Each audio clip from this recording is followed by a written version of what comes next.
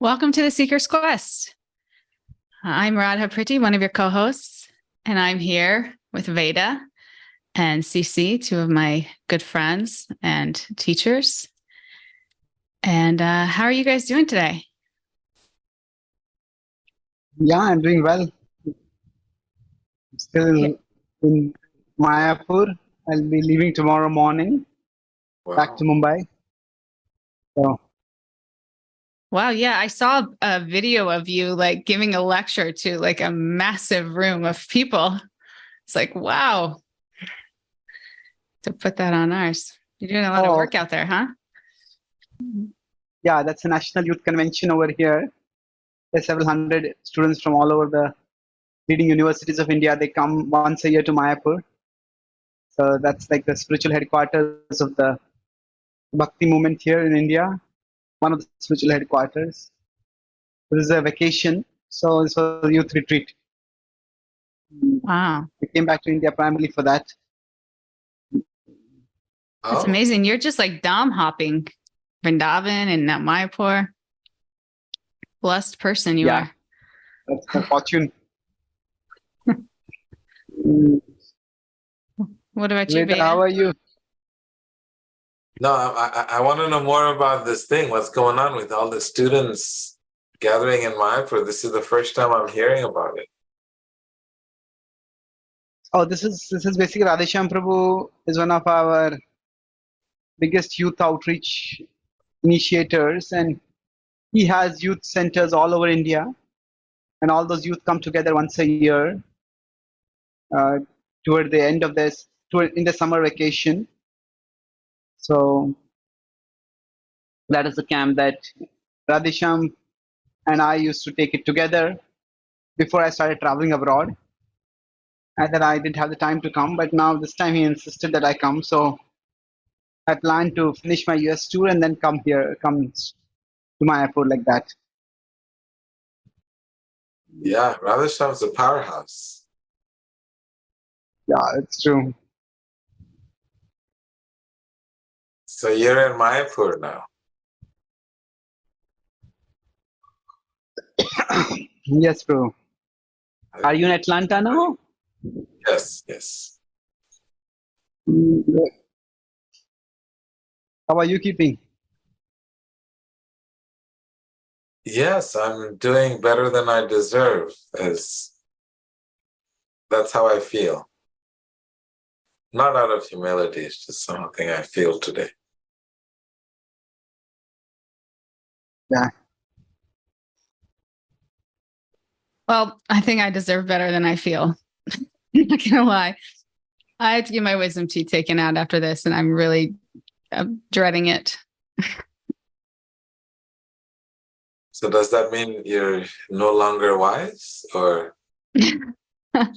Maybe. I guess we'll see on Tuesday. There's a good chance wisdom is going to go down. So what is our agenda today? Yeah, Susie, Veda called me this morning and said, "What are we talking about this morning?" And I said, "I have no idea." Isn't that great? I didn't even ask. I'm like inspired by our last class of detachment. I'm like, I'm detached, Veda. Let's see where it goes. Well, I don't think that was a desirable effect. So, okay. So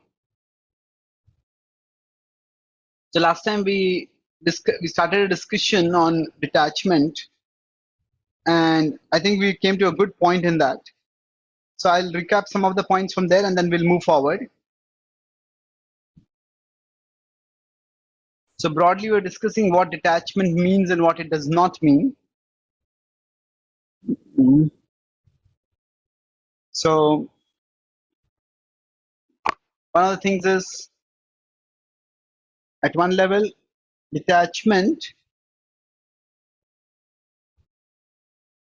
it doesn't mean letting go of things so much as letting go of our expectations of things. That might be, but it's more of letting go of our expectations of things. And in that connection, I discussed about how we could have attachment, and its opposite could be aversion. Your audio just got a little bit strange. Something just changed. Yeah, that's better. So let me try this.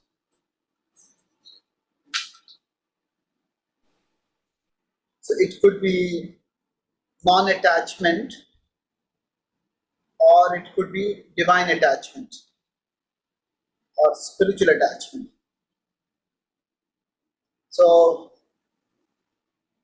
we also explored the option of, or the point that sometimes even when we are detached, there is a part of us which still stays invested in some things, and that can keep us fixated.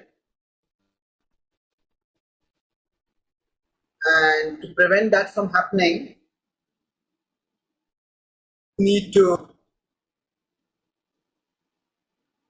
develop this higher attachment. So we don't want to go in this direction, we could say. This is not the direction we want. Being averse to a person is quite bad. What is most recommended is to develop a higher attachment.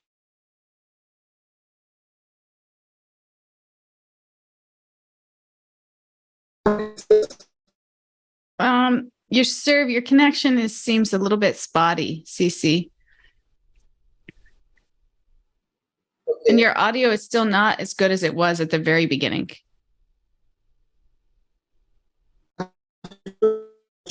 Now,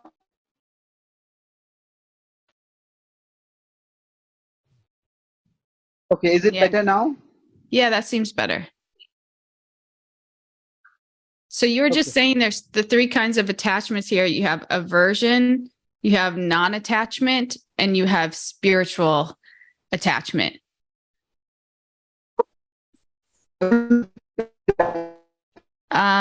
It's back to spotty. Really? Yeah, Can you hear me now? we can, but it kind of tends to go back to spotty. Mm-hmm. Anyway, Veda, you can start speaking. I'll try to fix this. So let's. Okay. Yeah, let's have a little chat on this one. And as soon as you start showing this attachment topic, my mind immediately goes to this text from the Bhagavad-gita, chapter 2. Vishaya vinivartante niraharasya deham. You want to read the translation to that, Radha Priti? Yeah. Which one is that? Vishaya, I think it's 2. It's 61. 61 CC's got the whole thing. in his head. Oh, okay, it's 259. I'm just showing it on my screen. Can you see it? It's 59. Is that what you're saying, CC? Yeah. So it's, though the embodied soul may be restricted from sense enjoyment, the taste for sense objects remains. But ceasing such engagement by experiencing a higher taste, he is fixed in consciousness. Yeah, so I every time we talk about attachment, I think of this verse because we're not trying to give up attachment. We're just trying to be attached to something that is higher. And when we have that higher attachment, when we're attached to something higher, then only we are able to give up lower attachments.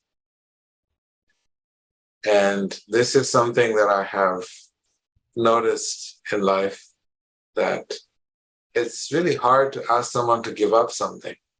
So in my practice, I don't tell anyone to give up anything. I just tell them to add something to whatever they're doing, and gradually, because their attachment to whatever it is that I'm offering them from the path of bhakti, then they become a little bit more attached to that, and gradually the layers start to peel off.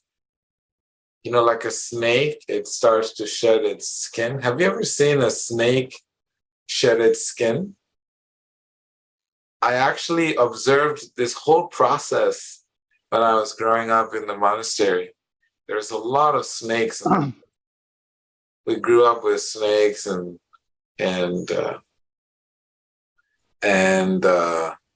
all kinds of other creatures, you know. Tons of snakes, though. Tons of snakes, jackals, and different. You actually saw skin come off a snake, or you just saw the skin after the snake? No. The snake was shedding its skin. Wow, you saw the process, huh? Whole process. Wow, I've never seen the process. It was quite fascinating because, and you know, from something that looks, their skin looks kind of old and scabby, and they just start gradually moving their bodies, and they start to shine again. And this is how I see this higher taste when we are not giving up, when we are attaching ourselves to something that is higher and it's tasty, then gradually this old habits and old behaviors and old reactions start to change. So that's, I'm sure you have noticed that when you started practicing bhakti, naturally you stop drinking, smoking, because you just don't find it's no longer tasteful. Something that was once your craving is no longer that craving. Yeah, I feel like it takes a little bit to get to that point, because when you first start, sometimes it's not so pleasurable. Like it takes some time to actually really feel the benefit in your life. But if you stick with it, like I think the other day when CC was talking about the poison, getting through the poison to get through the nectar, then it's like all of a sudden just opens up and it's all you want to do. It's like, TV is boring. I'd rather read the Bhagavatam. But it takes some time, I feel like. Yeah, and the funny thing is that even the spiritual alternative that we recommend people to practice, even that seems bitter. And so therefore, just holding on, you know, I had jaundice at one time in my life. Not just one time, a couple of times. I'm not sure if you're familiar with that disease, but your body complexion changes and you feel very weak. Your eyes are all yellow. Everything about you is yellow. And I think it takes a toll on the liver. So in India, what they do is they give you palm candy. Imagine, palm candy is really sweet. But because you have jaundice, because we're sick, that palm candy really tastes bitter. And I have experienced this. And just keep taking that palm candy over a period of time, because that's one of the medicine for this disease. And you eventually start to taste the sweetness of the palm candy. So, you know, I think they call it, candy or jaggery. So this whole principle of having a higher taste is really latching on to something greater and just holding on every day. Gradually, the taste starts to appear, the real taste of the palm candy, which is very sweet. So this is how I see this whole thing of attachment. Yeah, it's nice too, because in bhakti, there's so many options. Like you can chant, you can do kirtan, you associate with devotees, you can read. So for me, when I first came into it, I was really into chanting, but I wasn't so drawn to reading the philosophy. I was just really into chanting. But then I just did that a whole lot. And then eventually I got in touch with you guys, and you guys inspire me in reading CC, especially with his attachment to the Bhagavad-gita and studying it. I was like, I want to be like that. So then I'm just getting more into it. And then I'm experiencing a whole nother realm of this nectar to the sweetness with that. So it's nice how there's so many different options that it's okay if you're not super into all of it or any of it, just maybe one thing and hold on to it. Sissy, is your Chaitanya Prabhu, is your audio working? You back? Is it working better now? Can you? Yeah, sounds good. Can you hear me? Okay, good. So, yeah, I think we this example before that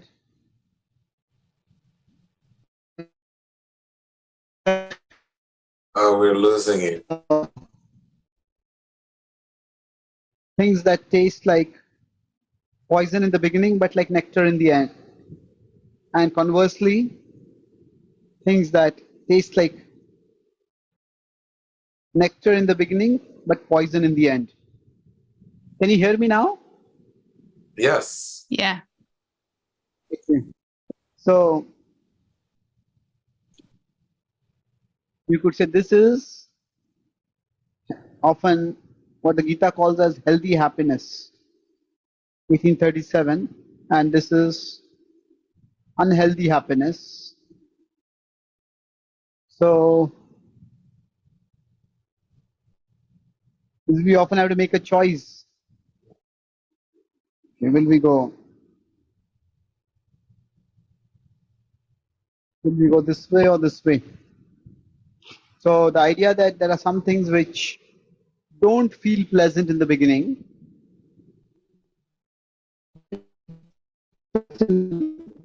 So this pea is poison, but eventually there will be nectar. So we just need to persist through the poison till we get to the nectar.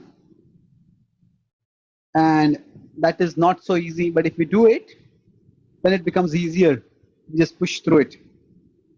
And what they mentioned is that in one sense, the bhakti offers us many different activities even within the spiritual domain. So you could say that within the spiritual domain, in some activities, the poison might be more. In some activities, the poison might be less. In some activities, the poison might be even lesser. So, for example, somebody may find spiritual music very enjoyable, and there's practically no inner opposition to that. And somebody else may find spiritual music to be, say, maybe spiritual wisdom. It's interesting sometimes. Sometimes I don't find it interesting. Sometimes I find it too demanding. Maybe the poison is a little bit more. So this is variety in spirituality. So while there is poison, it's not always there. And if we can learn to push ourselves through that poison to the nectar, we can be much better situated in our life. So, I had this experience that, like you mentioned about my love for the Bhagavad-gita. I don't know whether I have really love for the Bhagavad-gita, but I do have attraction for it. And sometimes when I'm reading the Bhagavad-gita and something just, I can't figure it out. What does this verse really mean? Or this verse is saying this thing, and that something else is said over there. So how do I figure these? How do I reconcile these 2 points? What's going on where? So when I can't figure it out, it is. But if I push myself, And you can't figure it out, it is what? Actually, it's like poison. I'm struggling in it. Oh, okay. It's like poison in the beginning. But eventually, when I get some understanding, when I talk with others who have studied the Bhagavad Gita, who are contemplating it, then I find that, hey, Once I get that insight, it's so much more relishable, it's so much more precious. It's so much more enriching. So I feel this principle, for me, it's in a relationship with the Gita, but we all have experience of this principle that sometimes what is demanding initially, it turns out to be fulfilling eventually. And sometimes the more demanding it is initially, the more fulfilling it will be eventually. So we need our intelligence. And although it's demanding right now, but let me push through it. When I push through it, then it will become fulfilling. It's like somebody plants a tree. It takes a lot of time for the tree to grow in a day or for a year. But once the tree grows, it will be there for decades. It will offer shade. It will offer fruits. It will offer natural beauty. So watering for years is like the initial poison. There's some effort, but then you have shade, fruits, flowers, beauty, nature, all that for decades. So that's like poison. And many times relationships are like this. That relationships are also like planting a tree. Initially, you have to push ourselves, we invest in that particular relationship, and then afterwards, after the effort has been put in, then we have fulfilling relationships.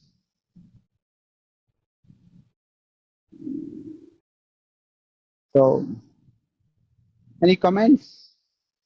Or should I go to the next theme? No, this one's good. I think it's fascinating how in the spiritual world, in the spiritual spectrum of things, we invest in something and the return on investment is very high.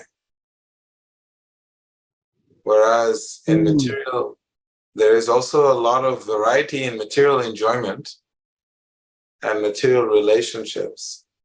And more time and energy we invest in those material relationships because it doesn't have a deep spiritual foundation, then it leads us to so many disappointments in life. And when we do the comparison, it seems like it's always nice to look for something that will have a very high return on investment. Even because we looked at varieties of material, spiritual enjoyment, right? Because I always think of comparing the two worlds. We live in this world of duality, and there's two worlds that we live in. Material world also offers so many varieties of association, so many varieties of excitement, just as the spiritual world does. You know, material world offers so many kinds of different drinks, and after the initial phase of it, the consequence of that is very severe. But same in spiritual life, if we start getting into kirtan, and it does get very intoxicating. Getting into seva, you can get lost in serving others. And so the return on investment is very high in spiritual life. You mentioned of watering the tree. This is a beautiful one because it does take initial lot of effort, but the fruit it bears. And material relationships, because it doesn't have a solid foundation. And, you know, it's like a revolving door. This in and out, and at the end, it's so unfulfilling. We feel so lonely, even though we have so many friends, because we were never able to connect from that spiritual level. Radha, I love that you just brought this point up, Veda, of the spiritual and material, because I feel like before I came into spiritual life, I was really focused on material, really focused on my career, getting the next promotion, getting the next job, and each time I did, it was like, oh, this is so awesome. I'm so accomplished. I'm doing so well. I just got a nice fat raise. But then it wasn't very long until it was like, okay, where's the next one? And then each increase, it's like my responsibility is increasing. My level of stress is increasing. It's just everything keeps increasing with that. It's not just that I'm making more money. I have prestige. A lot more comes with that. And what I found when I got into spiritual life is this return on investment, like you said, is literally infinite. Like if you spend all day chanting, the euphoric, the connection, the euphoric feeling, the connection just increases. There's no stress. There's nothing. It's just increasing. So then what I found was, okay, this is my material life. I'm going to situate myself on a rung on the material ladder where I'm comfortable and I'm happy and I'm getting what I need from taking care of my maintenance perspective. But I'm not much more than that I'm going to start incurring extra stress and responsibility that I don't really need.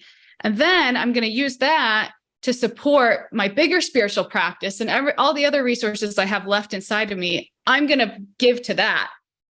And then in that way, the return on investment for my entire life is optimized. I'm situated on a certain rung of the material ladder, and I'm really just using that as a foundation to really invest in my spiritual life because I recognize that's where I get all the return. Yeah. So yeah, very nice. I also look at return on investment from this particular angle, that everyone is a beautiful spirit soul, and they're innately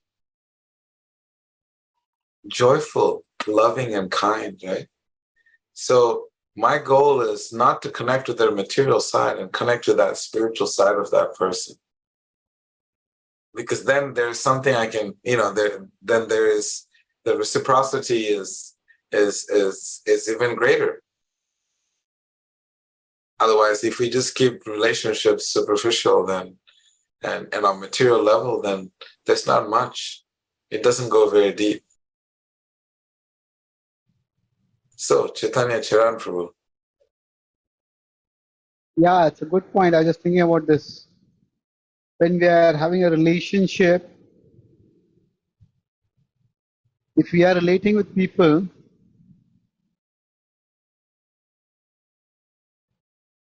only at if either I could see the other person simply as their body, as their physical side or material side. Now, when this happens, there is some attraction initially. So if I am looking at someone, there is attraction initially, but to the extent there's attraction, it leads to aversion. Because in one sense, the expectations that we set up from the other person, everybody is finite, everybody is fallible. We set ourselves up for disappointment. But if we see, okay, that person has a physical side, there might be something attractive about it. And beyond the material side is the spiritual side. And when we connect with them at the spiritual side, then in one sense, there can be a steady connection over here. The connection with the body, it's going to be up and down, and eventually it will just go down and just keep going down. Whereas the spiritual connection, as we start understanding each other better, I start relating with people at a deeper level, and we find that how we grow through that relationship, how we evolve through it, how it helps us become better people. All that happens more and more, and that is fulfilling for us. So that is the effect of spiritual relationships. That's one dimension, that we are connecting with the part of the person that is enduring. Otherwise, if I'm connecting with the part of the person that is not necessarily intrinsic to that person, then tomorrow when that person loses that, then whom are we really connecting with? What are we connecting with that person for? That is something which comes up. So Yeah, endearing means also very endearing, right? sorry, endearing. Yeah, it's when you endure the spiritual side, then it's endearing. That's cute. And So I was also thinking this principle of, like how I was told, I've never drank in my life, so I don't really know, but I was told that wine, the longer you let it sit, the more valuable, more expensive it becomes. So with these spiritual relationships, the more we uh, uh, endure the initial poisonous effect of relationships and connecting to the spiritual side of the relationships, and the longer you hold on to that spiritual side of the relationship, the more valuable and more cherishable that relationship is. So that's something I was thinking. I don't know if that wine metaphor is appropriate for this, but I know that I was told that it becomes, like the sages, the older they get, the more wiser they get, the more valuable they become. But in the material world, if you don't have that spiritual practice, the wisdom is not there. When they get old, they're not no longer considered valuable, more a liability on society. But in spiritual life, I mean, it's the other way around. What do you think about that? I had somebody once tell me, somebody I really look up to tell me, focus on the empowered side of the person, not the ordinary side. So the ordinary side can be the person who's, unreliable, or maybe doesn't always handle things the way that you think they should, or disappoints you. Those can be the ordinary side. The empowered side is the person who brings people to God, who makes people, who inspires transformation in people, and who exhibits that love for people. And I think even like the three of us getting together and say, we're going to do this podcast together, we don't relate really. If it were just three people and we didn't have this in common, we pretty much wouldn't have anything in common. Like we are so different. I mean, you two are probably more alike than I have in common with you guys, but because we're here and we're genuinely just trying to do this service, and we're connected through that service and through our teachers, we can connect actually on a very deep levels and have very deep conversations about very vulnerable things. And our relationships can feel very grounded and strong, and in that, so much more so than a material relationship where you're coming together because maybe you both like swimming or something, or you bond over a sports team. It's like it's a whole different like ballpark, really. I appreciate that. That brings us to this point of what we could call as the divine center. We all have different things around which we center our life. And some people will center their life around their looks, some others on their bank accounts, others on their, nowadays say, their social media profiles, somebody else on their reputation measured in some other way. So, in one sense, all these, everything else, apart from the divine center, it keeps us off center. It keeps us decentered. It keeps us insecure. And when we have the divine center, then we'll find that we are able to find something at least in common, and not just something, but something that is deeply meaningful in our interactions with others. We find that is just common, that is similar, and that helps us grow.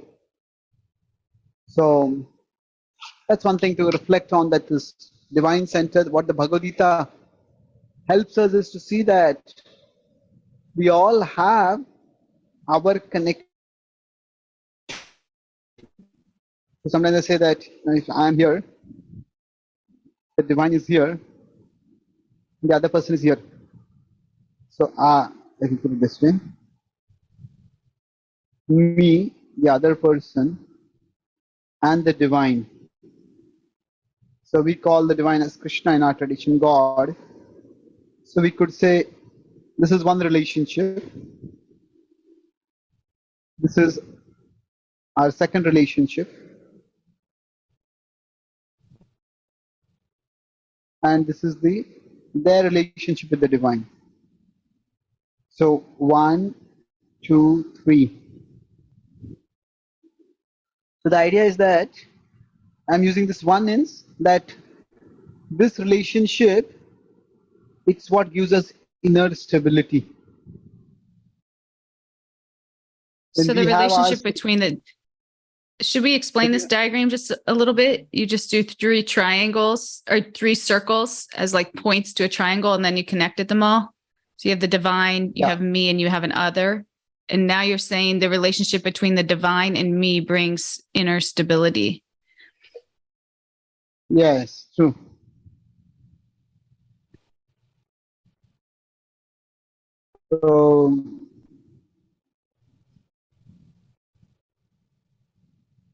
So the inner connection gives us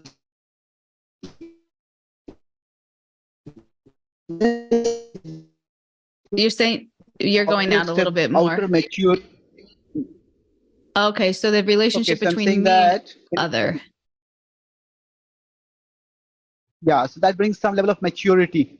Because I'm not so dependent on my whole sense of identity and self-worth on that other person. So even if somebody that doesn't treat me the way I expect them to treat me, that may concern me, but that won't shatter me, that won't knock me down. And that enables me to have some maturity in my relationship with the other person. So, so that's outer maturity. Point. When we have that, then in one sense, you could say that in one sense we are there's less unhealthy attachment. It's not that we are not attached, it's not that we are not concerned, but it's less unhealthy attachment is there. You could differentiate often, maybe this is one point which you could explore. There's a difference between, say, attachment and affection. So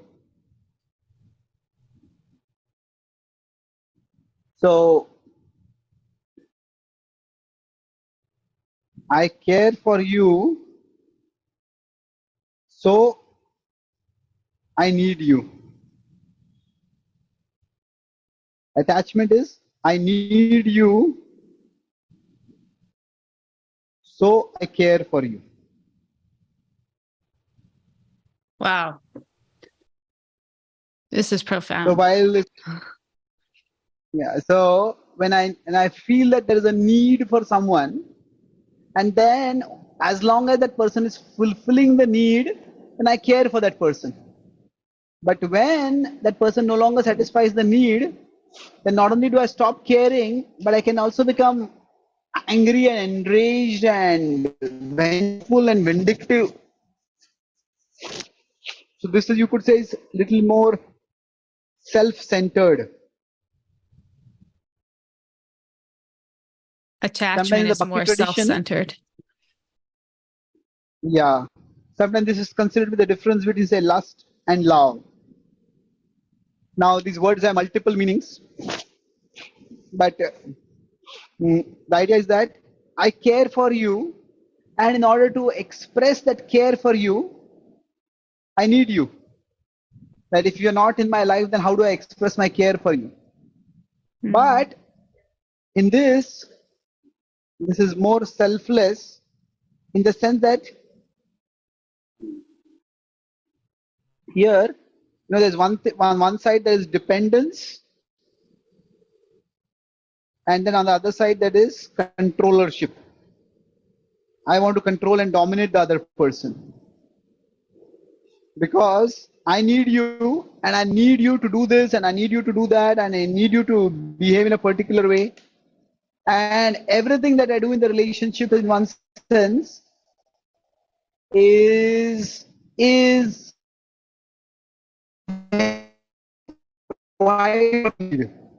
Is what? You just went out. And that kind of attitude. What did you just say? Everything in the relationship is what? Is I do it so that I can get you to do what I want from you.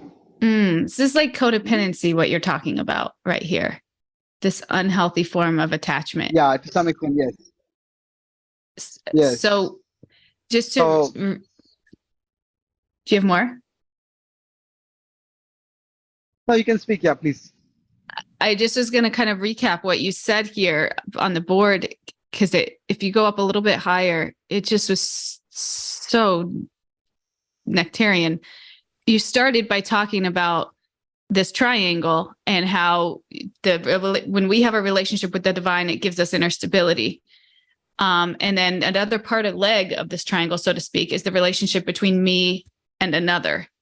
And then you started talking about how that relationship can bring outer maturity. And you made the point, which I love, where you said that outer maturity, meaning that basically you won't define your insides based off of their outsides. Like if they are treating you in a certain way, it won't shatter you because you are more grounded in who you are, which I love. And I feel like it's something that I needed to work on when I came into Bhakti, something that I needed to work on from childhood, really. And I'm continuing to work on. So that point for me was like, oh, that's what outer maturity is. It's like, okay, I see that you're acting this way. I see that you're treating me this way, saying these things. I'm not going to take any of that to mean anything about myself. I'm going to stay over here and know who I am and know where I am and continue to be kind and loving and can have compassion for you in the way that you're acting without taking that on as meaning something about me. That's golden. Okay, so then when you moved on, you said lust, you started talking about some unhealthy dynamics in relationships. And you said, you made the point that attachment is not the same as affection. You said that lust is more associated with attachment. It's more of the mindset, I need you for something, so therefore I'm going to care for you. So this to me is where I heard a little codependency come in. I need you, so I'll care for you. And then within this, things come like self-centeredness, dependence, controllership. And you can see this so easily because if a person feels like they need somebody, and that's why they're caring for them, then it's going to be very volatile. Like if that person isn't doing what they think they need them to do, then they're going to retract that care. And then the other person's going to feel that care retracted, and then they're going to act out. So you can totally see where this dynamic is going to become so unhealthy fast. Whereas the opposite, I care for you, so I need you. I feel like this is how my husband is with me. I feel like he cares. He just cares for me because it's who he is. That's who he is as a person. And then I feel like our dynamic relates in that way. So I could totally see the two differences and how one can be really healthy and lead to like, oh, I noticed that you're caring for me. That's really uplifting me. Now I want to care for you. oh, I noticed that you're caring. Now I want to care for it. And there's like no strings attached. Whereas the other one, this attachment, I need you, so I care for you. It's really so conditional. It's like so conditional because if you, again, since I need you, if you're not doing what I need you to do, I'm retracting my care. You're getting a less care. That's beautiful. I love this. Thank you for that. Thank you for re-articulating it so precisely. I like what you said about your insight is not defined by your outside. You articulated much more clearly and succinctly what I had said. That was quite nice. Hey, you know what? I stole that So from Vedaji, Michael on a show. He said that on the show the other day, and I liked it, so I stole it. Is it? Yeah. Oh, really? Okay, that's interesting. Nice. So thank you, Michael, for sharing that. So Vedaji, you want to make any concluding points? Yeah, I was just thinking, this go up a little bit, attachment and love. I have a tendency to try to analyze the level of consciousness in the relationships. And as Bhaktivinoda Thakur, one of my favorite go-to persons, and he defines this level of this attachment that we're talking about, how material it is when he explains the 4 levels of consciousness are actions that are determined by the emotion of fear, which is almost 99% of all our actions are guided by the emotion of fear, and how second is by reward. And it's all material. And second, operational consciousness, functional consciousness is reward. And third, he explains his duty, and fourth is love.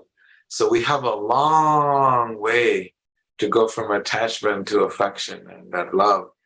And how if you go down on this thing, when you defined, go up on that thing, you see? And you defined so nicely how attachment means I need you. It's so conditional in this world that everyone, what they call love is actually attachment, is lust. And this is also very clearly and many times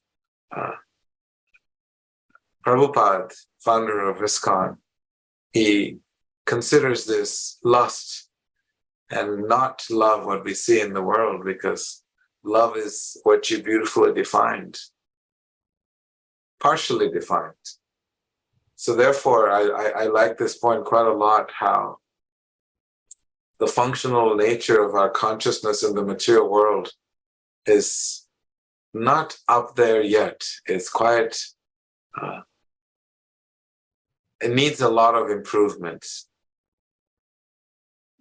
especially in relationships. So that was my... Yeah. It's a good correlation between fear, desire, duty, and love. So, I'll just quickly unpack that a little bit and then we can wind up. So, in fear and desire, the idea is that you have something and I don't want to lose that. I don't want to lose that. And therefore, I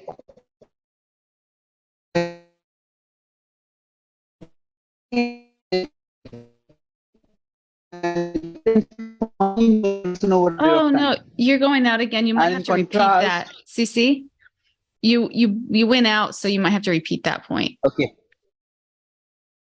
Okay, so maybe we'll keep this. This will take some more time to explore. Maybe we can do this next time also. I think this is more loss-centered. I might lose this, I might lose that. So when we are loss-centered, that's not healthy. That's what I was saying over here. Yeah. So you're saying fear and desire, which we associated with attachment and lust, is very loss-centered. Yes, true. Mm. So should I try to summarize what we discussed? Yeah, can I ask you a question real quick? Sure. Why did you say you don't love the Bhagavad-gita?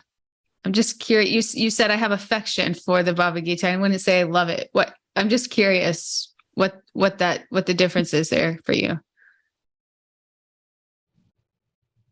Well, I feel that the word love is sometimes is thrown around so casually and nonchalantly that sometimes it loses its value. So in that sense, I just am a little.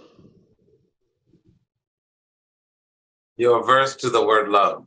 Sometimes yeah, and I'm not averse to the word love. Okay, that's a I was going to say, what do you love more than the Bhagavad-gita? No, I would say I feel it's like the Gita is such an exalted thing that I find it's a little presumptuous to claim that I love the Gita.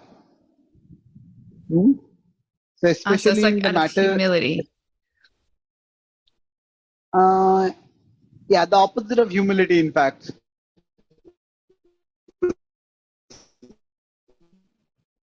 Love.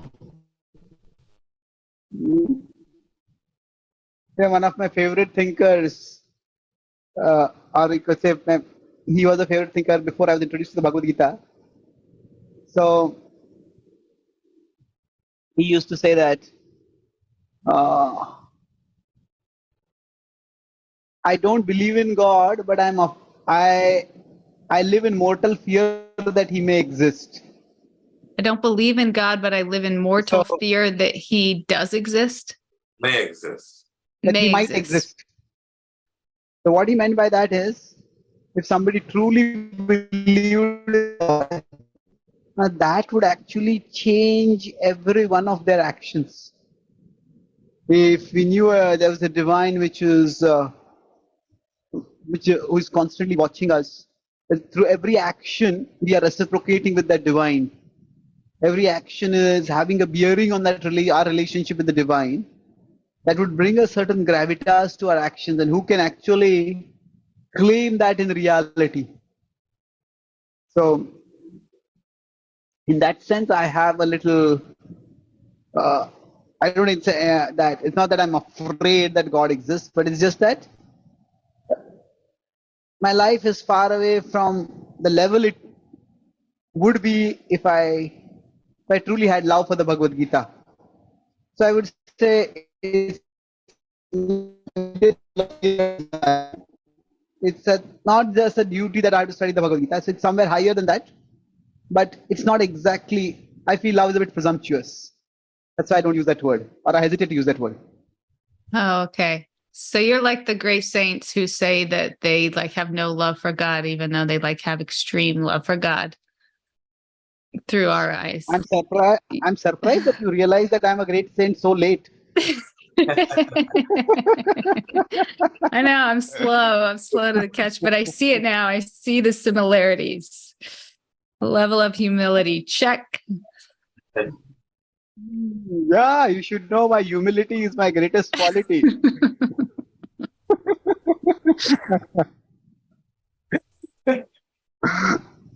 All right, thank you.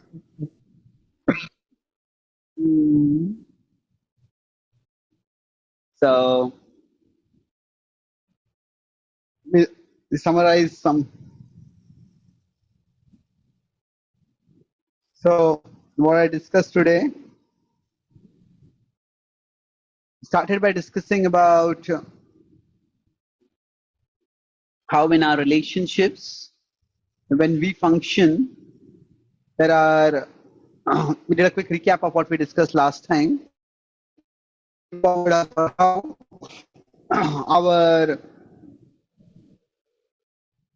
relationships with others can grow through various degrees, and they can be more selfless, less selfless. So we talked about connecting with people at a material level or at a spiritual level.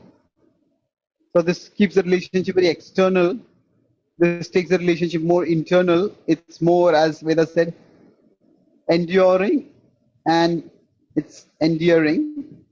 Various aspects about that. And then I discussed the triangle in our relationships. The relationship with the divine, that brings relationship. So there is stability through a relationship with the divine, and that brings maturity in our relationship with the others. And in that connection, we discuss the difference between attachment versus affection, where attachment is characterized by I need you, so I care for you, whereas affection is I care for you, so I need you. And we try to move towards that level of selflessness. We move from fear to desire or reward to duty toward love. Maybe this is a hierarchy we could discuss more in a future session also. Of course, there are several other points to discuss, but I wanted to keep the summary also succinct today. If any important points I left out you want to add, we can add them. It's not an important point, but an observation that I thought we should mention is that unless there is number one, there is no number two. So there has to be stability in your relationship with the divine in order to have maturity. Yes, I'm glad you pointed that out just now, because I don't feel like we stress that enough. Yeah, in one sense, this is the sequence. In this 1, 2, and 3. This is how the relationship goes. So this has to be 1. That means that is the first we need to focus on, and then we can focus on the second, and then on the third. Sometimes, maybe this is a theme which we could discuss. Sometimes in a relationship, we want to change the other person, and sometimes that is what we focus on. But we are not really trying to improve our relationship with the divine. We are not trying to improve our relationship with the other person. We're simply insisting that the other person change. And that can be quite harmful, because then that alienates the other person. You just unpacked all my life's problems in an hour. You did it again, both of you. Thank you.